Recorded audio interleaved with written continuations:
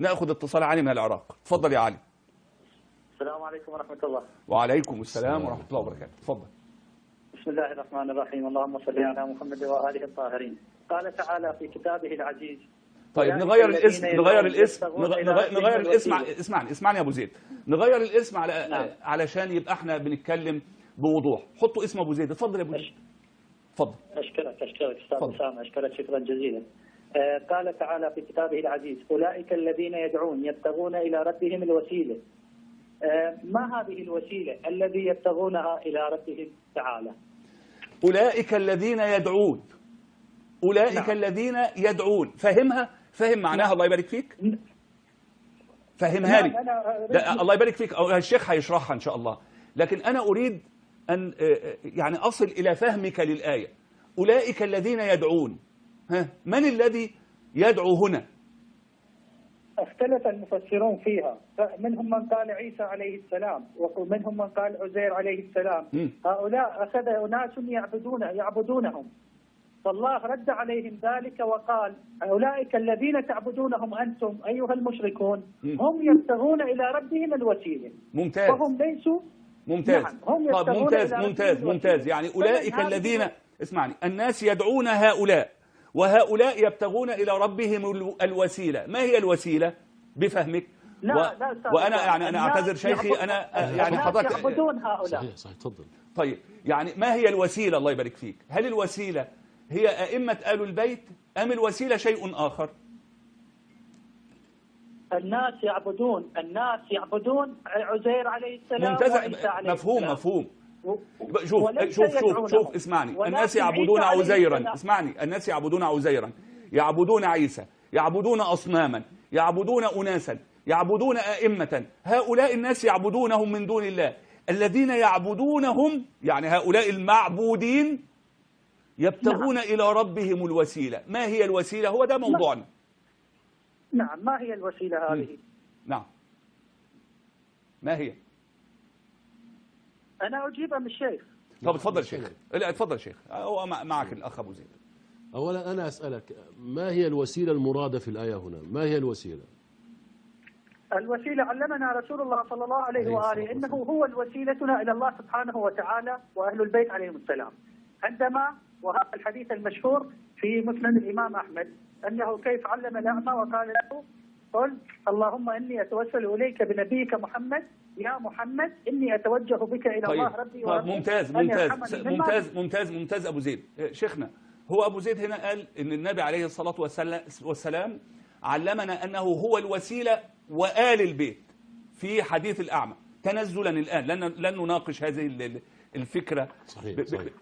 بتعمق. هنوصل للعمق يا أبو زيد، لكن خلينا نقول يعني أين آل البيت في الرواية؟ في الرواية. نعم.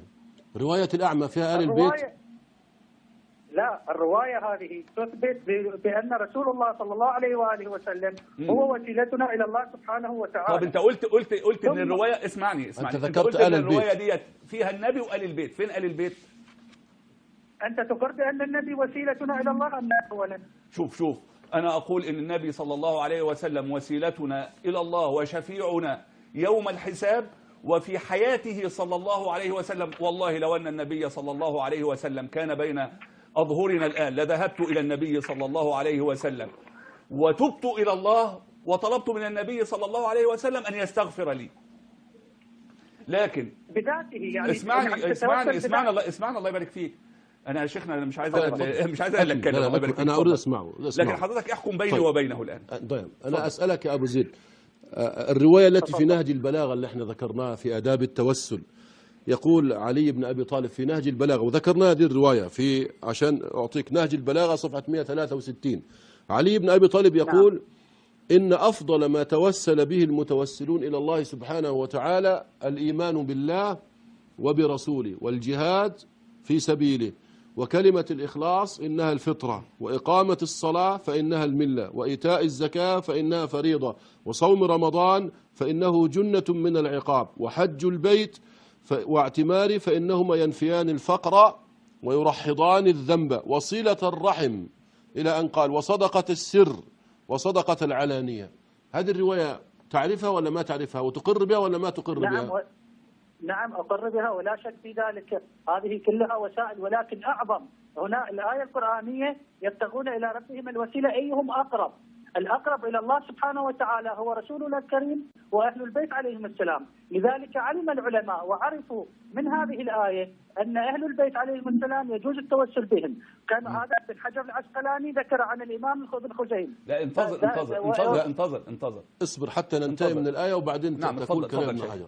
الآية تقول إيش؟ إن الذين يدعون، الضمير يعود على من؟ على المشركين، سواء الذين عبدوا عزير أو عبدوا عيسى، أو الخطاب لمشركي مكة. إن الذين يدعون يعني المدعوين، يعني عيسى عليه السلام. وهذا يشهد له حديث الصحيحين أنهم يأتون يوم القيامة فيقول ليلحق كل قوم بما كان يعبدهم، فيهيئ لهم صورة عيسى ويقودهم إلى النار، ويهيئ لهم الأصنام ويقودهم إلى النار.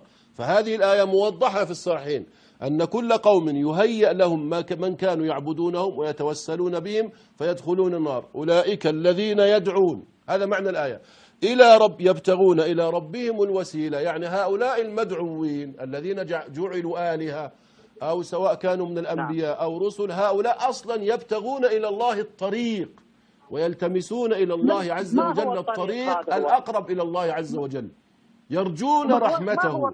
انتبه، دعني أكمل. آخر الآية يبطل ما تقول، يقول يرجون رحمته، لم يقل يرجون رسوله، لم يقل يرجون وليا من آل البيت، لم يقل يرجون معظما أو نبيا، قال يرجون رحمته. الضمير في رحمته يعود على من؟ يعود على الله. إذا الآية سبحانه وتعالى. نعم. إذا ما فائدة أن يقول يرجون رحمته ويخافون عذابه؟ أخي شيخ سيد وأخي أستاذ أسامة، تفضل يا أخي. تسمعني إن شاء الله. أنا عندما نقلت هذه المقولة لرسول الأعظم محمد صلى الله عليه وآله عندما قال للضرير قل يا محمد، وكذلك الإمام ابن خزيمة عندما ذهب إلى قبر الإمام الرضا عليه السلام وعظمه وتضرع عنده. لا اثبت هذه الرواية. اثبت هذه الرواية. هي ليست هكذا، يعني ليست هكذا. أثبت ما هذه تضرع الرواية. عنده. لا هكذا. حتى بنص الرواية لو نقلتها نقلا صحيحا ودعا لم يتضرع. اسمعني يا شيخنا الله يبارك فيكم، حضرتك أدرى مني بالرواية. ودعا الله ولم يدعو الإمام الرضا. لكن خلينا عشان بس أنا وقتي انتهى يا أبو زيد، وأنا يعني الأمر ممتد حتى الحلقة القادمة.